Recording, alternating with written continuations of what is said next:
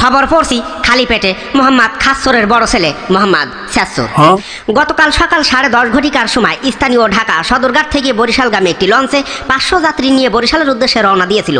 অর্ধেক পথে গেলে চিংড়ি মাছের চাটি খেয়ে লঞ্চটা ডুবে গেলে 500 যাত্রী ভিতরে 450 জন আহত আর 50 জন নিহত হয়। নিহতদের প্রত্যেকের ডাইন হাতে গাঁটটি পাওয়া গেছে। কথায় আছে বরিশালের লোক মরতে রাজি, তবু গাঁটটি ছাড়তে রাজি নাই।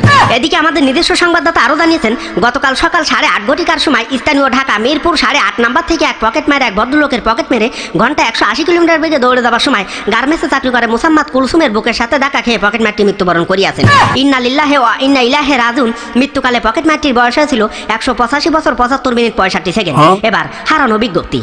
গতকাল রাত্র 3:30 ঘটিকার সময় স্থানীয় জাহান্নামের চৌরাস্তার মোড়ে মোহাম্মদ বেকার আলীর মুদি দোকানের চাউলের বস্তার ভিতর থেকে একটি সুন্দর চেহারাধারী তেলাপোকা হারাইয়া গিয়াছে। তেলাপোকাটি চেহারা মুখমণ্ডল গোলাকার চাপাচোপা ভাঙ্গা। তেলাপোকাটি হারানোর কালে তার পরনে ছিল পুরুষের একটি শার্ট আর মহিলাদের একটি ব্লাউজ।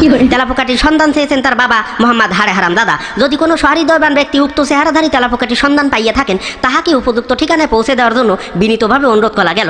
যোগাযোগের ঠিকানা মোহাম্মদ হারে হারাম দাদা, মোবাইল নাম্বার 01 সুবান শাহদান ইবাদুল্লাহ বরকতুল্লাহ সুইটি তানিয়ার বিউটি। এবার খেলাধুলা। গতকাল আন্দার রাইতে বরিশালের এক মাঠে এক বিশাল ফুটবল খেলা অনুষ্ঠিত হয়। উক্ত ফুটবল খেলার অনুষ্ঠানে অংশগ্রহণ করেন 11 জন টাক্কু পুরুষ আর 11 জন চুললম্বা মহিলা। এবার রেফারির আদেশে খেলা চলছেই বল পেয়েছে মিতা আবার বলে গুতা নামের এক পুরুষের গোপন স্থানে মারছে গুতা। ফলে দুই দলের সংঘর্ষে তাৎক্ষণিকভাবে খেলাটি বন্ধ হয়ে যায়। এবার আবহাওয়া। আজকে যে কোনো সময় আপনাদের এবং আমার বড় চাচা মোহাম্মদ কলিমুদ্দিনের গড় চালের উপর দিয়ে ঘন্টায় 300 থেকে 350 কিলোমিটার বেগে দমকা থেকে জোর হাওয়া বয়ে যেতে পারে। সেই সাথে গুড়ি গুড়ি বৃষ্টির সম্ভাবনা আছে।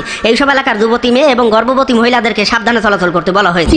আগামীকাল সূর্য উঠতে পারে, না উঠতেও পারে। এই ছিল আমাদের এখনকার সংবাদ। পরবর্তী সংবাদ রাত্র 3:30 ঘটিকার সময় আরম্ভ হবে। আপনারা বালিশের তলে মাথা দিয়া কম্বলের তলে না ঘুমাইয়া আমাদের এই ঠাড়া পড়া সংবাদ শোনার জন্য বিনীতভাবে অনুরোধ করা।